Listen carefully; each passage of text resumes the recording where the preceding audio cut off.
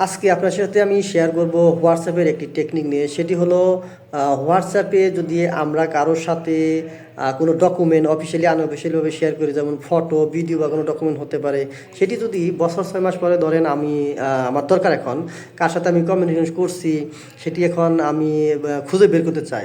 আর আপনার হোয়াটসঅ্যাপের সেই একটি অপশন যদি অফ করা না থাকে তাহলে কিন্তু সেটি কিছুদিনের মধ্যে উধাও হয়ে যাবে বা ডিসঅ্যাপিয়ারিং মেসেজ হয়ে যাবে।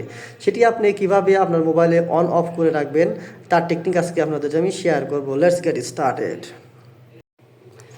সো গাইস, আপনি যার সাথে কমিউনিকেশন করছেন, যার প্রোফাইল থেকে আপনি ওই ডকুমেন্ট খুঁজে বের করতে চান, তার প্রোফাইলে যেতে হবে। যাওয়ার পর একদম উপরে রাইট কোণা দেখবেন 3টা ডট মার্ক, সেখানে ক্লিক করবেন, অথবা আপনি তার নামের উপরে ক্লিক করবেন। ঠিক আছে, যাই হোক 3টা ডটের উপরে ক্লিক করলে দেখতে পাবেন একটু নিচের দিকে আপনার ডিসঅ্যাপিয়ারিং মেসেজ নামের একটি অপশন পাবেন, সেটাই ক্লিক করবেন। দেন এখানে দেখেন message timer 24 hour, 7 days, 90 days of.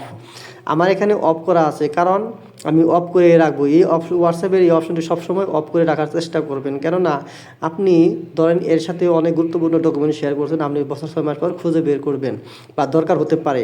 ঠিক আছে, তাহলে আপনি খুঁজে বের করতে পারবেন অতি সহজে। আর যদি করেন না 90 দিন বা 7 ডেজ বা 24 আওয়ার্স আপনি যে কোনো একটা সিলেক্ট করেন, তাহলে এখানে কিন্তু 24 আওয়ার্স আপনি সিলেক্ট করে রাখেন, তাহলে কিন্তু আপনি 24 আওয়ার্সের ভিতরেই আপনি মেসেজটি দেখতে পারেন। 24 আওয়ার্সের উপরে চলে গেলে কিন্তু আপনি সেই মেসেজটি আর পাবেন না, এটাই ডিসঅ্যাপিয়ার বা উধাও হয়ে যাবে।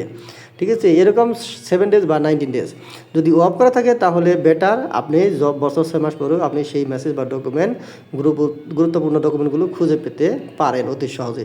সো গাইস, আপনার এই ইনফরমেশনটি যদি কারো উপকারে এসে থাকে তাহলে আমার পেজটি ফলো দিয়ে থাকবেন। পরবর্তী ভিডিও পাওয়ার জন্য ধন্যবাদ।